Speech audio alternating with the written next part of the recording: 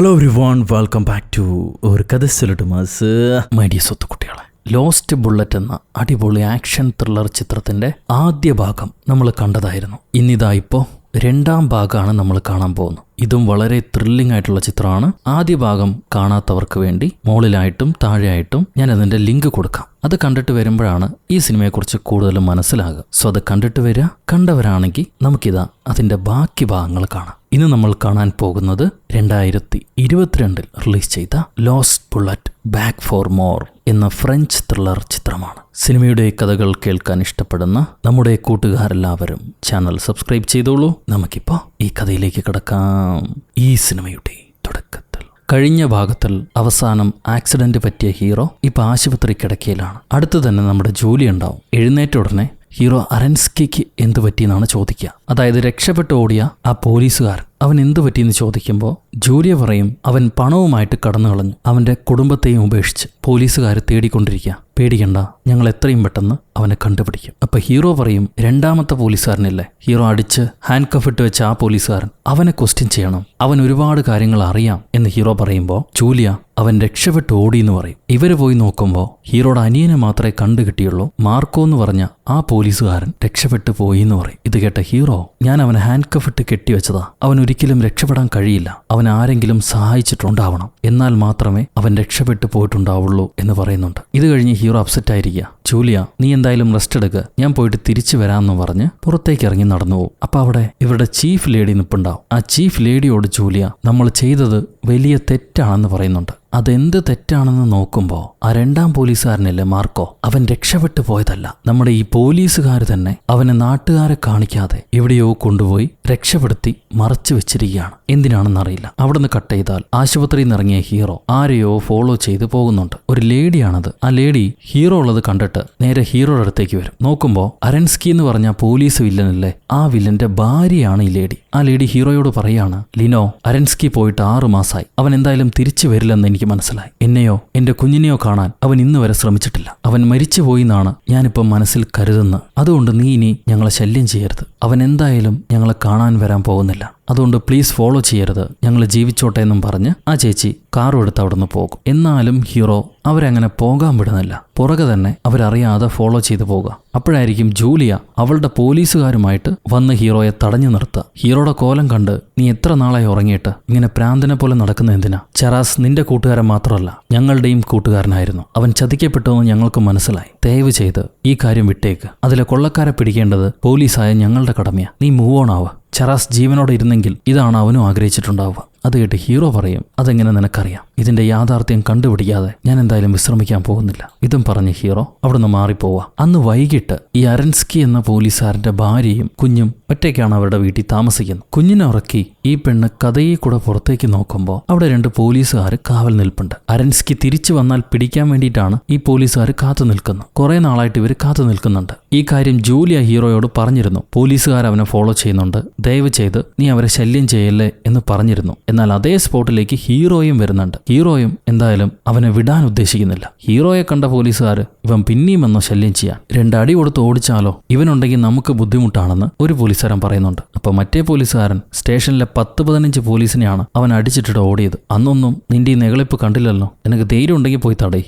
അല്ലെങ്കിൽ മിണ്ടാതിരിക്കുന്നു പറയും. അപ്പൊ മറ്റേ പോലീസുകാരൻ ഒരക്ഷരം മിണ്ടാതെ രണ്ടുപേരും സൈലന്റ് ആയിട്ട് കാറിയിരിക്കുക. അപ്പോഴായിരിക്കും സിറ്റിയിൽ എവിടെയോ ഗൺഷോട്ടിന്റെ സൗണ്ട് കേട്ടോന്ന് ഇവർക്ക് കോള് വരാം. അതിനടുത്തുള്ള പോലീസുകാരെല്ലാം സ്ഥലത്തേക്ക് പോകണം. അതുകൊണ്ട് ഈ 2 പോലീസുകാരും അവരുടെ കാർ എടുത്തിട്ട് പോവാണ്. ഇപ്പൊ ഹീറോ മാത്രമേ അവിടെ ഒളിച്ചിരുന്ന് കാത്തു നിൽക്കുന്നുള്ളൂ. അവൻ എന്തായാലും പോയിട്ടില്ല. ആ സമയത്തായിരിക്കും ഒരു മൊട്ട ഗുണ്ട ഈ ലേഡിയുടെ വീടിന് മുന്നിലേക്ക് വരുന്നത്. അപ്പൊ വീടിനകത്തുള്ള ലേഡി ആരോ ഇവളെ വീടിന്റെ കതക് പൊളിച്ച് അകത്തേക്ക് കിടക്കുന്നതായിട്ട് കാണും. ഇവൾ ഓടി രക്ഷപ്പെടാൻ നോക്കുക. പുറകെ 2-3 പേര് വരുന്നുണ്ട്. ഇവൾ ഓടി കുഞ്ഞിന്റെ മുറിയിൽ ചെന്ന് കതക് വലിച്ചടച്ചിട്ട് ഒരു ടേബിൾ എടുത്ത് കതകിന് മുട്ടുകൊടുത്ത് അതിന് പുറകിലിരിക്കുക. പാവം കുഞ്ഞ് കരയുന്നുണ്ട്. 2 മാസ്ക് ധരിച്ച ആൾക്കാർ അവർ ഈ കതക് പൊളിക്കാൻ നോക്കിയിട്ട്, അരൻസ്കിയാണ് ഞങ്ങളെ പറഞ്ഞു വിട്ടത്, സ്റ്റെല്ല കതക് തുറക്കെന്ന് പറയുന്നുണ്ട്. പക്ഷെ സ്റ്റെല്ല കതക് തുറക്കില്ല. ഇറങ്ങിപ്പോടാ, ഒരുത്തനിങ്ങോട്ട് വരണ്ട, ഞങ്ങളെ ദയവ് ഇത് ജീവിക്കാൻ അനുവദിക്കുന്നും പറഞ്ഞ് ഇവള് കരയുന്നുണ്ട്.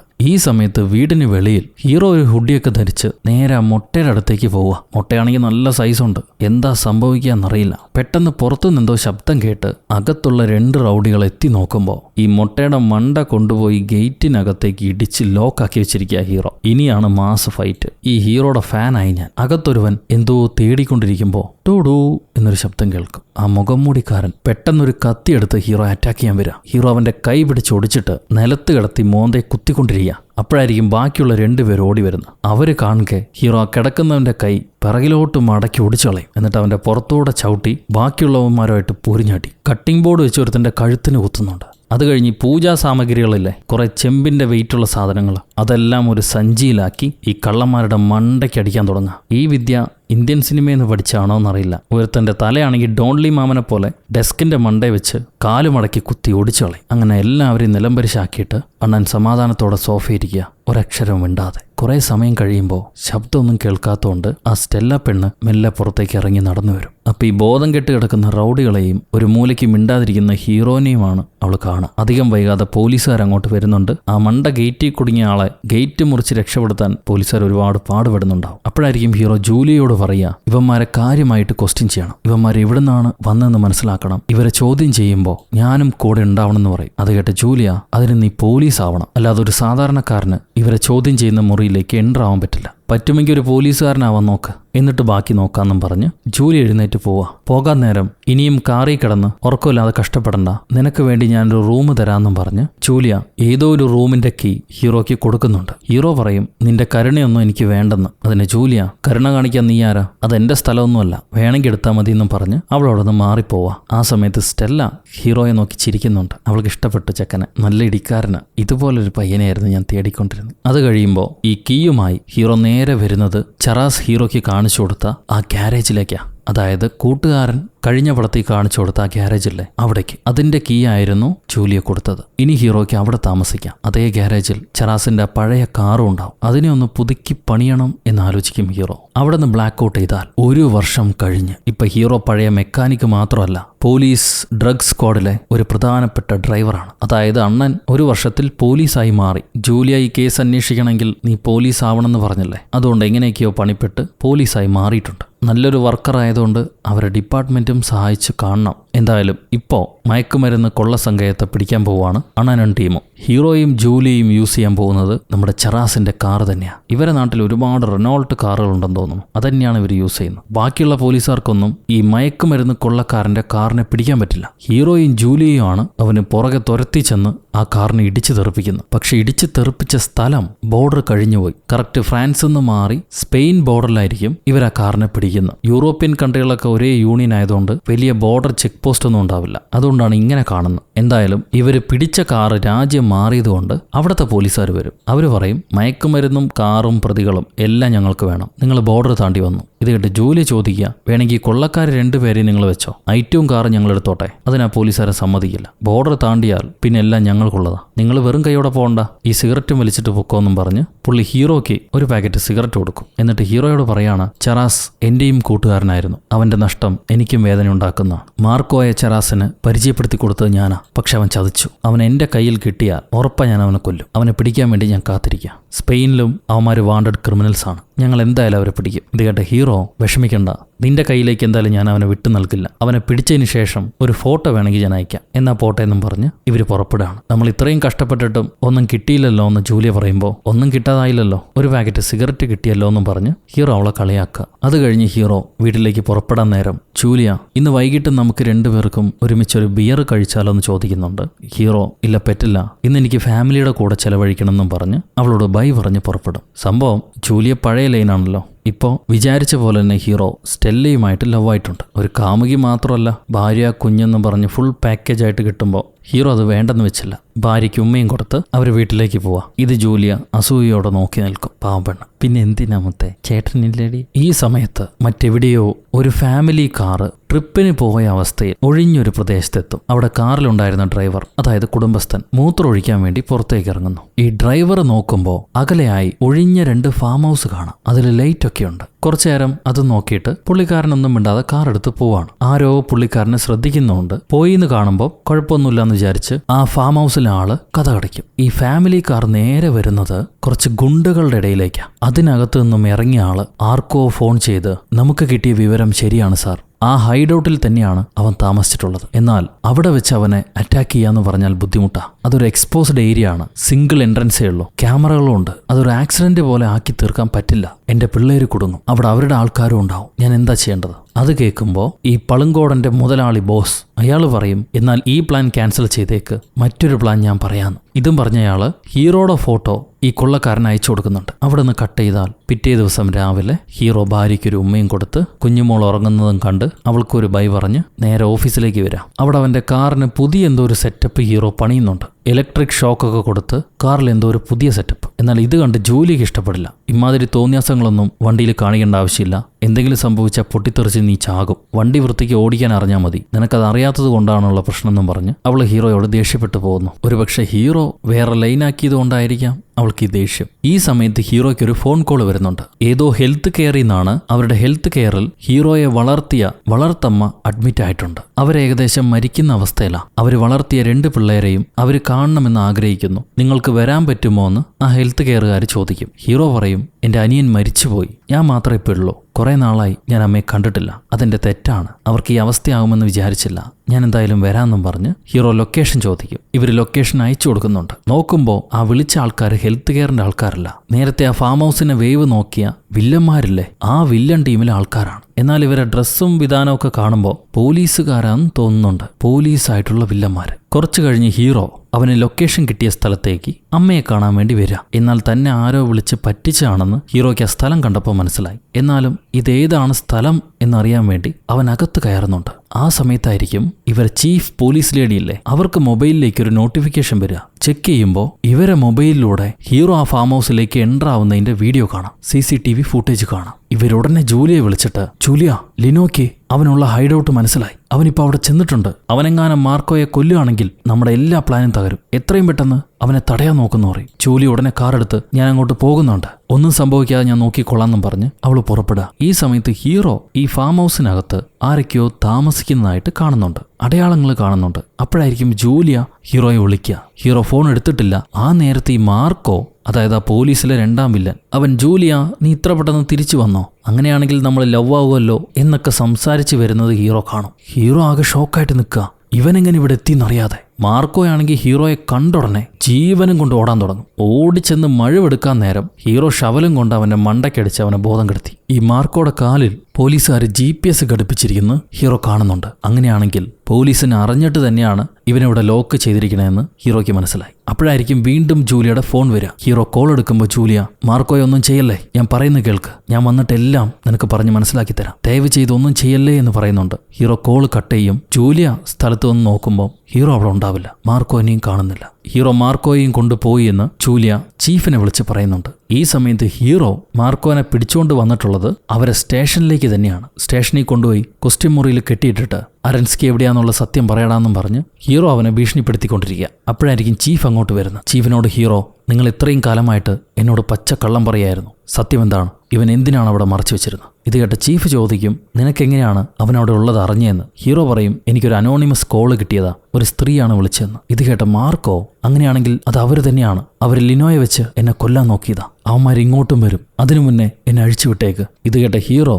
ഒരുത്തനും ഇവിടുന്ന് പോകുന്നില്ല, ഇതിന്റെ സത്യാവസ്ഥ എന്താണെന്ന് എനിക്കറിയണം, ആരാണ് ഇവനെ തേടി വരുന്നത്, ആരാണ് ഇവനെ കൊല്ലാൻ നോക്കുന്നത്? ഇത് കേട്ട മാർക്കോ പറയും, അലക്സാണ്ടർ റസ്, നാർക്കോട്ടിക്സിന്റെ ഹെഡ്, നീ എന്ത് വിചാരിച്ചു ഞാനും അരൻസ്കിയും മാത്രമാണ് ഈ ജോലി ചെയ്യുന്നതെന്നോ? ഹെഡ് പറഞ്ഞിട്ട് തന്നെയാണ് ഞങ്ങൾ ഈ ജോലി ചെയ്തത്, അതിൻ്റെ ഒരു പങ്ക് അയാളും വാങ്ങിക്കുന്നുണ്ട്. ഇത് കേട്ട ഹീറോ ചീഫിനോട് ചോദിക്കും, ഹെഡാണിത് ചെയ്യുന്നതെങ്കിൽ അതറിഞ്ഞ് നിങ്ങൾ എന്തുകൊണ്ട് ആക്ഷൻ എടുത്തില്ല? അതിന് ചീഫ്, ആക്ഷൻ എടുക്കാൻ വേണ്ടി കാത്തിരിക്കാൻ ഞങ്ങൾ, അതിനും മാത്രമുള്ള എവിഡൻസ് ഞങ്ങളുടെ കയ്യിലില്ല, അതുകൊണ്ടാണ് ഒരേ ഒരു വിറ്റ്നസ്സായ ഇവനെ ഞങ്ങൾ പിടിച്ചു വെച്ചിരിക്കുന്നത്, ഇവൻ ജീവനോടെ ഉള്ളത് അവരറിഞ്ഞാൽ ഇവനെ അവർ കൊന്നുകളയും, നീ അത് മനസ്സിലാക്കില്ലിനോ, ഇത് നമുക്ക് അത്യാവശ്യമുള്ള കാര്യമാണ്. അത് കേട്ട ഹീറോ, എനിക്കിവനെ അവിടെ വെച്ച് എന്നെ കൊന്നുകളയാൻ പറ്റുമായിരുന്നു, എന്നാൽ സത്യാവസ്ഥ എന്താണെന്ന് എനിക്കറിയണം, അതിനുവേണ്ടിയാണ് ഞാൻ ഇങ്ങോട്ട് വന്നത്. നിങ്ങൾക്ക് ഒരുപാട് കാരണങ്ങളുണ്ടാവും, ഉണ്ടായിക്കോട്ടെ, ഇപ്പം നിങ്ങളുടെ ഉപയോഗം കഴിഞ്ഞാൽ ഇവൻ എന്ത് ചെയ്യാനാണ് നിങ്ങൾ പോകുന്നത്? ഇവനെ ജയിലിലടയ്ക്കോ? എൻ്റെ അനിയനെ കൊന്ന കുറ്റത്തിന് ഇവൻ എന്ത് ശിക്ഷയാണ് കൊടുക്കാൻ പോകുന്നത്? അത് കേട്ട ചീഫ് പറയും, അവൻ ജയിലിൽ പോകും, പേടിക്കണ്ടെന്ന്. അതിന് മാർക്കോ അവനോട് സത്യം പറയും, എന്തിനാണ് ഇങ്ങനെ കള്ളം പറയുന്നത്? ഞാൻ ജയിലിലൊന്നും പോകാൻ പോകുന്നില്ല,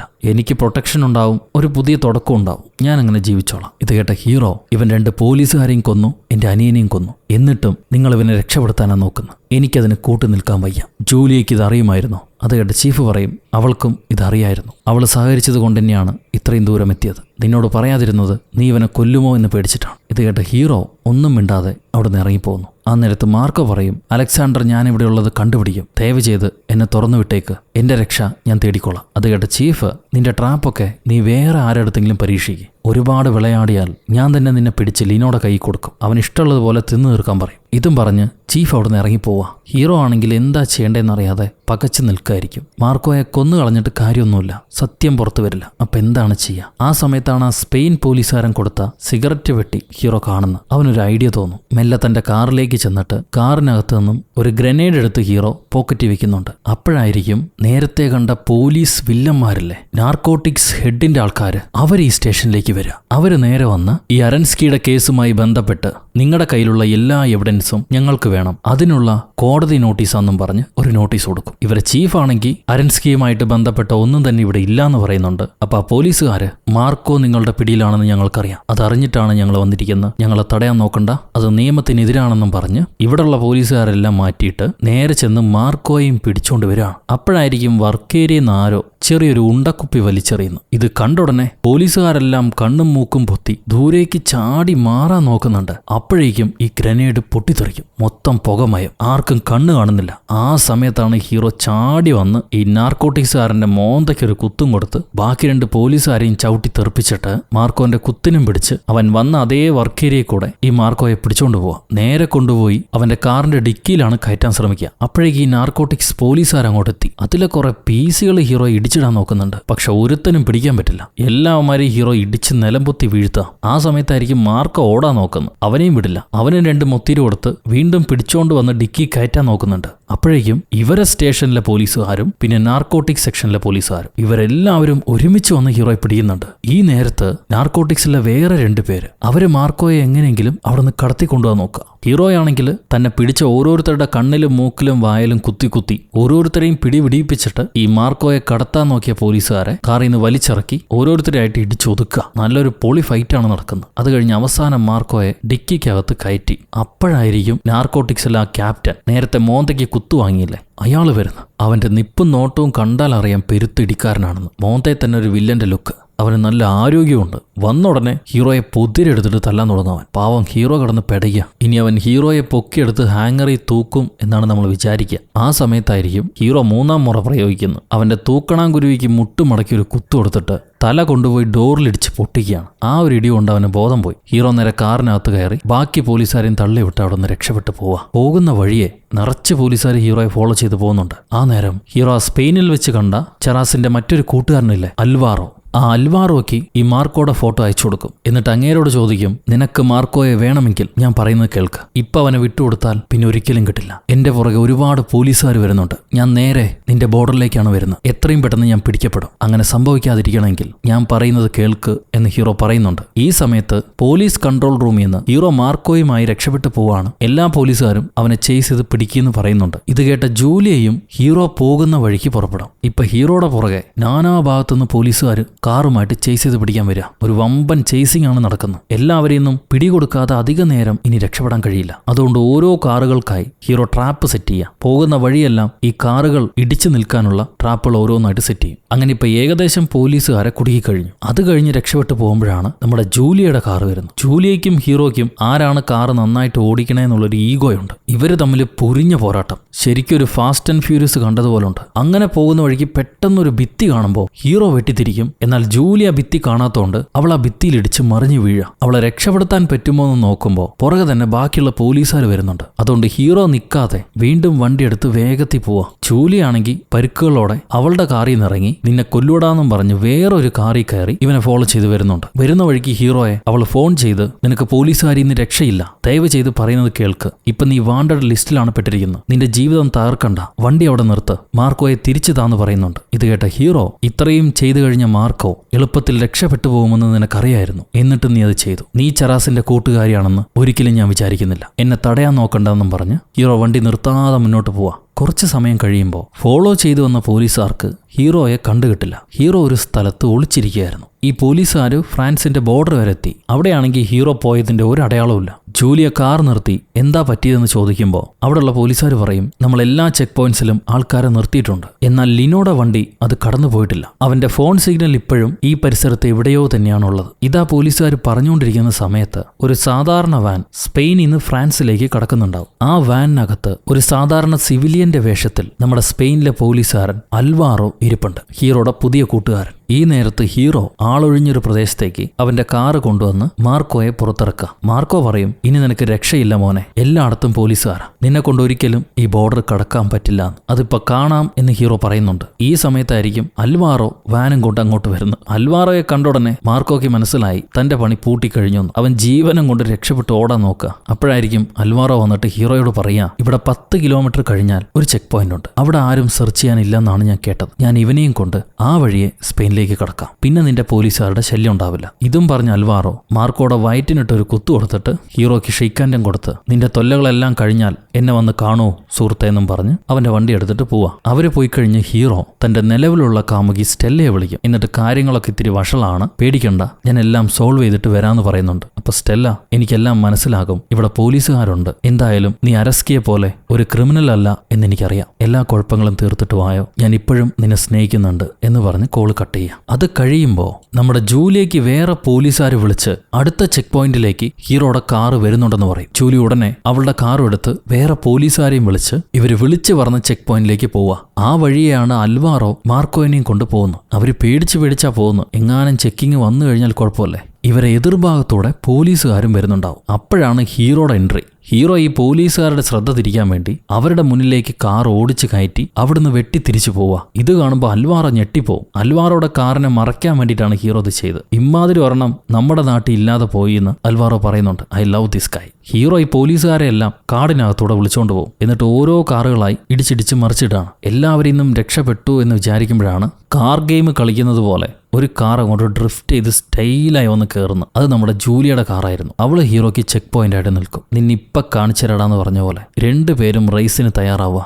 ആരാണ് ബെസ്റ്റ് ഡ്രൈവർ, ആരെയാണ് പിടിക്കാൻ പറ്റുക. എന്തായാലും ജൂലിയ തന്നെയാണ് ഈ കാര്യത്തിൽ മുന്നിൽ. ഹീറോ നല്ലൊരു മെക്കാനിക് ആണെങ്കിലും ഡ്രൈവിങ്ങിൽ ജൂലിയ തന്നെയാണ് പുലി. ഹീറോ ജൂലിയനെയും വെട്ടിച്ച് അതിവേഗത്തിൽ പോയിക്കൊണ്ടിരിക്കുക. അവള് റിവേഴ്സിൽ തന്നെ വന്ന് വണ്ടി വെട്ടി തിരിച്ച് ഇവന് പുറകെ വെച്ച് പിടിക്കും. അങ്ങനെ ഇവര് തമ്മിൽ ചേസ് നടക്കുന്ന സമയം അൽവാറോ മാർക്കോയുമായിട്ട് ആ വാനിൽ അടുത്ത ചെക്ക് പോയിന്റിലേക്ക് എത്തി. ഇവര് വിചാരിച്ചത് അവിടെ ആൾക്കാരുണ്ടാവില്ല എന്ന്. പക്ഷെ അവിടെയും ഒരുപാട് പോലീസുകാർ ചെക്കിങ് ചെയ്യുന്നുണ്ട്. നമ്മൾ അവർ ശല്യം ചെയ്യില്ല, നമുക്ക് മിണ്ടാതെ പോകാമെന്ന് പറഞ്ഞ് ഇവർ കാത്തിരിക്കുക. ഈ നേരത്ത് ഹീറോയ്ക്ക് ജൂലിയോട് പിടിച്ചു നിൽക്കാൻ കഴിഞ്ഞില്ല. അതന്നെയാണ് ഹീറോ ആഗ്രഹിച്ചതും. എന്തായാലും ഹീറോയുടെ വണ്ടിയെ അവൾ ഇടിച്ചിട്ട് പിടിക്കുകയാണ്. എന്നിട്ട് തോക്ക് ചൂണ്ടി അവനെ സ്തബ്ധനാക്കും. ഡോണ്ട് മൂവ്, വാ തുറന്ന വായ ചുടുഞ്ഞാൻ, മിണ്ടാതെന്നോ ബ്ലഡി ഫൂൾ.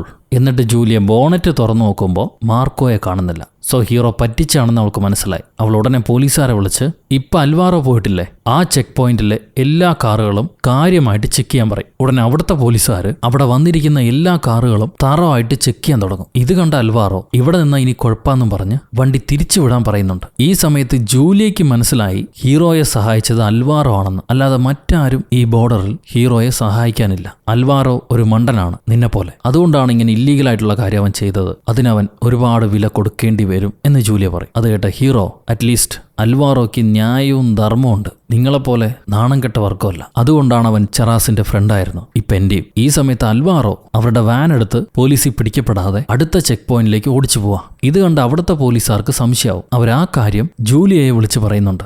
ജൂലിയ അടുത്ത ചെക്ക് പോയിന്റിലേക്ക് ചെക്കിങ്ങിന് ആൾക്കാരെ പറഞ്ഞുവിടും. അപ്പോഴാണ് പോലീസുകാർ പറയുക, ആ ചെക്കിംഗ് പോയിന്റിൽ ഓൾറെഡി നാർക്കോട്ടിക്സ് ഹെഡിന്റെ ആൾക്കാർ കാവൽ നിൽപ്പുണ്ടെന്ന്. ഇത് കേട്ട ഹീറോ ഞെട്ടിപ്പോവാ. അവനുടനെ ചാടി എഴുന്നേറ്റ്, അൽവാറോ പിടിക്കപ്പെടും, അവൻ ആപത്താ, നമുക്ക് അവനെ വാൺ ചെയ്യണം, അല്ലെങ്കിൽ മാർക്കോയും കിട്ടില്ല അൽവാറോയും കിട്ടില്ല, വേഗം അവനെ വിളിക്കിയെന്ന് ജൂലിയോട് പറയും. ജൂലിയ ഉടനെ അൽവാറോയെ വിളിക്കുന്നു. ഈ സമയത്ത് അൽവാറോയുടെ വാൻ അടുത്ത ചെക്ക് പോയിന്റിലേക്ക് എത്തിക്കഴിഞ്ഞു. അവിടെ 2 പട്ടാളക്കാരെ പോലെ പോലീസുകാർ വലിയ തുപ്പാക്കിയും വെച്ച് കാത്തിരിപ്പുണ്ട്. അവരെ കാണുമ്പോൾ ഇവർ സംശയിക്കില്ല എന്തായാലും 2 പോലീസുകാരല്ലേ ഉള്ളൂ, നീ വിട്, സാധാരണ ചെക്കിങ്ങേ ഉണ്ടാവുള്ളൂ എന്നും പറഞ്ഞ് അൽവാറോ വണ്ടി മുന്നോട്ടെടുക്കാൻ പറയുക. അപ്പോഴായിരിക്കും ജൂലിയുടെ കോള് വരുന്നത്. ജൂലിയ, അൽവാറോ നീ ട്രാപ്പിലേക്കാണ് പോയിക്കൊണ്ടിരിക്കുന്നത്, അത് ഞങ്ങളുടെ പോലീസുകാരല്ല, ഹെഡിന്റെ പോലീസുകാരാ. ഹീറോയും പറയും, ജൂലിയ പറയുന്നത് സത്യമാണ്, നീ അങ്ങോട്ട് പോവല്ലേ, വണ്ടി തിരിച്ചുവിട്. ഇത് കേട്ട അൽവാറോ ആ പോലീസുകാരന്റെ അടുത്തേക്ക് എത്തിക്കഴിഞ്ഞു. അവൻ ജൂലിയോട് പറയും, ഇനി ടേണിംഗ് ബാക്ക് ഇല്ല ജൂലിയ, സമയം കഴിഞ്ഞു, എന്നോട് ക്ഷമിക്ക്. ഇതും പറഞ്ഞിട്ട് നേരെ വരെ വണ്ടി ആ പോലീസുകാരടുത്തേക്ക് എത്തുന്നുണ്ട്. അപ്പോഴായിരിക്കും അൽവാറോ ഡ്രൈവറോട് പറയുന്നു, പെട്ടെന്ന് വണ്ടി വെട്ടിത്തിരിച്ച് അവന്മാരെ പിടിപ്പെടാതെ ഓടിക്കുന്നു. ഇവര് വണ്ടി വെട്ടിത്തിരിച്ച് അവരെ പിടിപ്പെടാതെ ഓടിക്കുന്നുണ്ട്. ഈ പോലീസുകാരാണെങ്കിൽ ചറപറ വെടിവെക്കും. മാർക്കോ അകത്ത് കിടന്ന് പെടയ്യ, നിനക്കൊക്കെ വേണ്ടി ഞാൻ എന്തിനാണ് ചാവുന്നത്, എന്നെ അഴിച്ചുവിടണം, ഞാനെങ്കിലും ഓടി രക്ഷപ്പെട്ടോട്ടെ എന്നും പറഞ്ഞു. അവനാണെങ്കിൽ ഒന്നും ചെയ്യാൻ പറ്റാത്ത അവസ്ഥ, പിടി കൊണ്ടാ ചാവാനേ പറ്റുള്ളൂ, ഒച്ച വെക്കാൻ പോലും പറ്റില്ല. ഈ സമയത്ത് അൽവാറോന്റെ ഡ്രൈവർക്ക് ഒരു ഉണ്ട കൊണ്ടിട്ടുണ്ട്. അയാളുടെ നില ഇത്തിരി മോശമാണ്, പുള്ളിക്കാരന് അധിക ദൂരം ഓടിക്കാൻ പറ്റില്ല. ഈ വിവരം അൽവാറോ ജൂലിയെ വിളിച്ച് പറയും, ഡ്രൈവർക്ക് വെടിയുണ്ടോ, ഞങ്ങൾക്കിനി രക്ഷയുണ്ടോന്ന് അറിയില്ല. അത് കേട്ട ജൂലിയ പറയും, പേടിക്കണ്ട, ഞങ്ങൾ പുറകെ തന്നെ വരുന്നുണ്ടെന്ന്. ഹീറോ ഉടനെ ചാടിക്കേറി അവന്റെ കാർ സെറ്റ് ചെയ്തോണ്ടിരിക്കുക. നിന്നോട് ഞാൻ വരാൻ പറഞ്ഞില്ലല്ലോ എന്ന് ജൂലിയ പറയുമ്പോൾ, നിനക്കെന്റെ ആവശ്യമുണ്ട് ജൂലിയ, നീയോ നിന്റെ പോലീസുകാരോ വിചാരിച്ചാൽ ഇത് നടക്കില്ല എന്നും പറഞ്ഞ് ഹീറോ അവന്റെ കാറിൽ സെറ്റ് ചെയ്തിരിക്കുന്ന പുതിയ മെഷീനും ഓണാക്കി ആ കാർ എടുത്തോണ്ട് വരിക.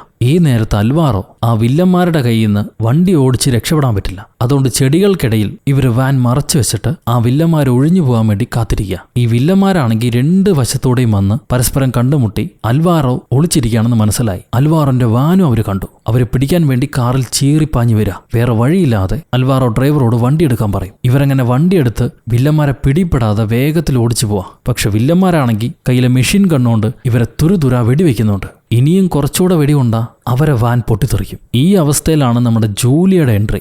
അവൾ ഈ വില്ലന്മാരെ കാറുകളെല്ലാം മറികടന്ന് ഈ വെടിവെപ്പുകാരന്റെ വണ്ടിക്ക് മുന്നിൽ ചെന്ന് നിൽക്കും. എന്നിട്ട് അൽവാറോയുടെ വാനിന് പ്രൊട്ടക്ഷൻ കൊടുക്കുക. ഇവളെ വണ്ടി ബുള്ളറ്റ് പ്രൂഫ് ആയതുകൊണ്ട് അവര് വെടിവെച്ചാലും ഒന്നും സംഭവിക്കില്ല. അവളങ്ങനെ പ്രൊട്ടക്ഷൻ കൊടുത്ത് പോയിക്കൊണ്ടിരിക്കുന്ന സമയമാണ് പുറകിലൂടെ നമ്മുടെ ഹീറോ അവന്റെ വജ്രായുധവും കൊണ്ട് ഈ റിനോൾട്ട് കുഞ്ഞിക്കാറുകളുടെ അടുത്തേക്ക് ഓടി വരുന്നു. ആദ്യമേ ഒരു കാറിന്റെ മൂട്ടിയെ കൊണ്ടുപോയി ഇവന്റെ ലോക്ക് പിടിപ്പിക്കും. എന്നിട്ട് കാറിലെ പവർ സ്വിച്ച് ഓണാക്കിയ ഉടനെ മുന്നിലത്തെ കാറിലേക്ക് കറണ്ട് പാസ് ചെയ്ത് പെട്ടെന്നൊരു പൊട്ടിത്തെറിയ.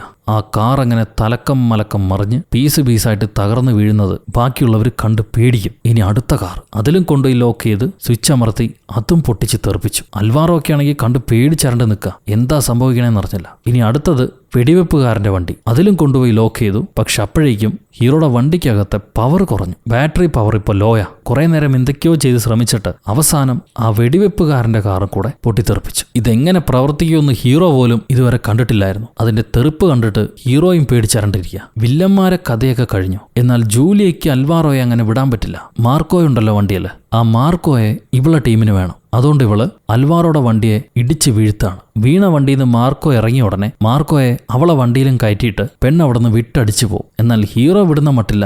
ഹീറോ പുറകെ ചെന്ന് ആ വില്ലന്മാരെ ലോക്ക് ചെയ്തതുപോലെ തന്നെ ഹീറോയിനെയും ലോക്ക് ചെയ്യുക. പക്ഷെ വില്ലന്മാരെ പൊട്ടിത്തെറിപ്പിച്ചതുപോലെ ഇവളെ പൊട്ടിത്തെറിപ്പിച്ചാൽ ഇവന്റെ പഴയ കാമുകിയല്ലേ, പെണ്ണ് ചത്തുപോയാൽ അവന് വിഷമാവും. മാത്രമല്ല മാർക്കോനെയും കൊല്ലാൻ പാടില്ല. അതുകൊണ്ട് ലോക്ക് ചെയ്ത് ഹീറോ ബ്രേക്ക് ചവിട്ടി വണ്ടി നിർത്താനേ ശ്രമിക്കുള്ളൂ. എന്നാൽ ജൂലിയയുടെ കാറിനാവട്ടെ എക്സ്ട്രാ പവർ ഉള്ളതാ. അങ്ങനെയാണ് അത് മേക്ക് ചെയ്തിരിക്കുന്നത്. അവള് ബ്രേക്കിലൊന്നും നിൽക്കാതെ ഒരൊറ്റ ചവിട്ടിന് വണ്ടി മുന്നോട്ടെടുക്കും. ഇപ്പൊ ഹീറോയുടെ കാറിന്റെ മുൻവശം, ആ എഞ്ചിൻ വശം മുഴുവൻ പൊട്ടിച്ചെതറി പീസായി പോവാ. അതായത് ചറാസിന്റെ കാർ മൊത്തം നശിച്ചു പോയി. ഹീറോയ്ക്ക് ഒരുപാട് ഇഷ്ടപ്പെട്ട, അവൻ സെന്റിമെന്റായിട്ട് കരുതുന്ന കൂട്ടുകാരന്റെ കാറാണ് ഇവള് വെട്ടിപ്പൊളിച്ചത്. എന്നിട്ട് അവള് വിട്ടടിച്ച് പോവാ. ഹീറോ റോഡിലിങ്ങനെ വിഷമത്തോടെ ഇരിപ്പുണ്ടാവും. അപ്പോഴായിരിക്കും ഫ്രാൻസ് പോലീസുകാർ ബാക്കിയുള്ളവർ വന്ന് ഹീറോയെ അറസ്റ്റ് ചെയ്യുന്നു. ഇത് കണ്ട ജൂലിയ അവനെ അറസ്റ്റ് ചെയ്യേണ്ട, അവനെ വെറുതെ വിട്ടേക്കൂ, നമുക്ക് വേണ്ട മാർക്കോയെ തിരിച്ചു കിട്ടിയില്ല എന്നും പറഞ്ഞ് ഓടി വന്ന് ചീഫിനെ വിളിച്ചു പറയും, ഹീറോയെ വെറുതെ വിടാൻ പറയും. മാർക്കോയെ കിട്ടിയല്ലോ. മാർക്കോ ആണെങ്കിൽ ഇവരെ ഇന്ന് രക്ഷപ്പെട്ടു പോകാൻ, ഇവരെ ട്രാപ്പിലാക്കാൻ എന്തെങ്കിലും ചെയ്യാൻ പറ്റുമോ എന്ന് ആലോചിച്ചുകൊണ്ടിരിക്കുക.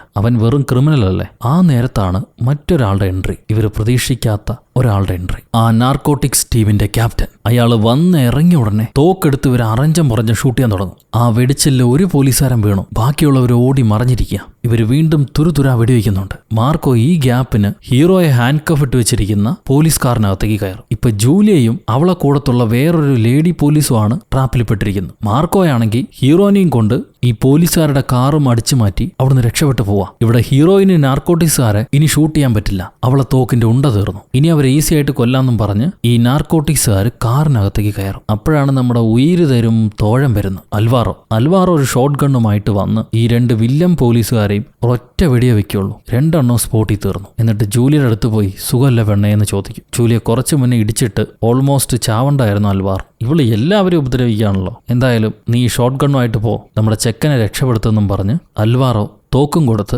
ഹീറോയെ രക്ഷപ്പെടുത്താൻ പറഞ്ഞു വിടുന്നുണ്ട്. ഈ നേരത്ത് ഹീറോ കൈ രണ്ടും കെട്ടിവെച്ചാലും അവന്റെ കാൽ ആക്റ്റീവ് ആണല്ലോ. അതുകൊണ്ട് ഈ മാർക്കോയ്ക്ക് സമാധാനം കൊടുക്കാതെ ചവിട്ടുക. അവന് കാർ ഓടിക്കാൻ സമ്മതിക്കുന്നില്ല. എന്തായാലും ഒരു വണ്ടിക്കകത്തല്ല അടങ്ങിയിരിക്കണ്ടേ. ധൈര്യം കൊടുക്കാതെ ചവിട്ടല്. ഒരു പ്രാന്തനാണ് ഹീറോ. അവസാനം ചവിട്ടിയിട്ട് അവൻ വണ്ടി ഓടിക്കുന്ന കാണുമ്പോൾ പുറംതിരിഞ്ഞിരുന്നിട്ട് മാർക്കോയുടെ സീറ്റിലേക്ക് കിടന്ന് അവന് കണ്ണ് കാണാൻ പറ്റാത്ത അവസ്ഥയിൽ അമർത്തി വെച്ചിരിക്കുക. വണ്ടി നേരെ ചെന്നൊരു മരത്തിലിടിച്ച് പൊളിയും. മാർക്കോയുടെ മൂക്കെല്ലാം പൊട്ടി ഒരവസ്ഥയിൽ അവൻ പുറത്തേക്ക് ഞൊണ്ടി ഇറങ്ങി വരുമായിരിക്കും. കാണുമ്പോൾ നമുക്ക് തന്നെ വിഷമായിരിക്കുകയാണ്. അപ്പോഴായിരിക്കും ഡോർ കൊണ്ട് വീണ്ടും മൂക്കിനിട്ടൊരു ചെളുക്ക്. അവന്റെ ബോധം പോയി. ഇപ്പൊ ജൂലിയ ആ സ്പോട്ടിലേക്ക് വന്ന് നോക്കുമ്പോൾ ഹീറോനെയും മാർക്കോനെയും കാണുന്നില്ല. ഹീറോ മാർക്കോയെ വലിച്ചെടുത്തോണ്ട് പോവാ അടുത്തുള്ള ഒരു കോഫി ഷോപ്പിലേക്ക്. ഇപ്പൊ അവര് സ്പെയിനിലാണുള്ളത്. ആ കോഫി ഷോപ്പിനകത്ത് ഒരു ലേഡി മാത്രമേ ഉണ്ടാവുള്ളൂ. ഹീറോ, ഞാൻ പോലീസാണ്, ഇത് കള്ളനാണ്, പെട്ടെന്ന് സഹായത്തിന് ആളെ വിളിക്കുമെന്നും പറഞ്ഞ് മാർക്കോയെ അകത്ത് കടത്തിയിട്ട് ഒരു ഗ്ലാസ് വെള്ളം കുടിക്കാൻ വേണ്ടി എഴുന്നേൽക്കുക.